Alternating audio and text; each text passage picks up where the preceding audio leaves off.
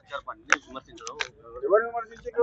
ప్రభుత్వం మీద మాట్లాడుతున్నారు. ఇక్కడ కూడా కాంగ్రెస్ పార్టీని ఎవరిని మన ప్రభుత్వాన్ని విమర్శించలేదు. కాకపోతే ఒకటి ఏంటంటే కాంగ్రెస్ పార్టీలో బయట నుంచి వచ్చిన వ్యక్తుల ఆధిపత్యం ఎక్కువై నిజమైన కాంగ్రెస్ పార్టీ నాయకులు కార్యకర్తలకు అన్యాయం జరుగుతుంది అనేది నా భావన. రెండోది, నిజంగా కాంగ్రెస్ పార్టీ ప్రజాపాలన వచ్చింది కదా, ప్రజాపాలన వచ్చినప్పుడు తెలంగాణ ఉద్యమకారులను కానీ కాంగ్రెస్ పార్టీ నాయకులను కానీ మొదటి నుంచి వచ్చిన వాళ్ళకు కూడా గౌరవం దక్కాలనేది ఈ ప్రభుత్వంలో వాళ్ళకు కూడా సముచిత గౌరవం కల్పించాలని చెప్పి నా భావన. మూడవది, ఇప్పుడు కూడా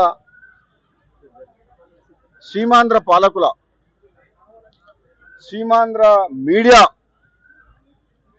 చెప్పు చేతల్లో మన తెలంగాణ కాంగ్రెస్ పార్టీ కానీ గవర్నమెంట్ కానీ నడపొద్దని, మన తెలంగాణ ఉద్యమం నడిచిందే తెలంగాణ ప్రజల ఆత్మగౌరవం కోసం. సో అదే ఆత్మగౌరవాన్ని నిలుపుకునేలా మన ప్రజాపాలన చేసుకోవాలని, ఆంధ్ర పాలకులకు వాళ్ళ చెప్పు చేతుల్లో మన ప్రభుత్వం ఉండకుండా పేదరికంలో ఉన్న మన ప్రజలకు మనకు సేవ చేయాలి తప్పితే వాళ్ళ పెట్టుబడిదారులకు కాంట్రాక్టర్ల కోసం ఈ ప్రభుత్వం పనిచేయొద్దు అనేది నా భావన. అంటే ఒక మంచి ఉద్దేశంతో కాంగ్రెస్ పార్టీ ఎక్కడ ప్రజలలో బలహీన పడుతుందనే ఉద్దేశంతో ఒక కాంగ్రెస్ పార్టీ సైనికుడిగా ఎంతో మందికి అన్యాయం జరుగుతుందన్న భావన ఉన్నది కాబట్టి వాళ్ళందరికీ ధైర్యం చెప్తూ తప్పకుండా కాంగ్రెస్ పార్టీ కార్యకర్తలకు న్యాయం జరుగుతుంది. ఇప్పుడు కొంచెం అటు ఇటుగా ఉన్న ఎక్కడికైనా తప్పులు జరిగినా కానీ జరగొద్దని నేను మాట్లాడినాను. కాంగ్రెస్ పార్టీ ద్వారానే తెలంగాణ వచ్చింది, కాంగ్రెస్ పార్టీ ద్వారానే తెలంగాణలో పేదలకు న్యాయం జరుగుతుంది, కాంగ్రెస్ పార్టీ ద్వారానే తెలంగాణ రాష్ట్రం అభివృద్ధి చెందుతుంది.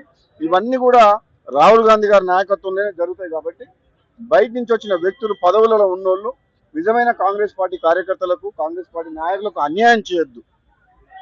వాళ్ళ అవకాశం కోసం వాళ్ళు ఇతర పార్టీ నుంచి వచ్చిండ్రు, తప్పులేదు, వస్తే కాంగ్రెస్ పార్టీ బలోపేతం అవుతుంది.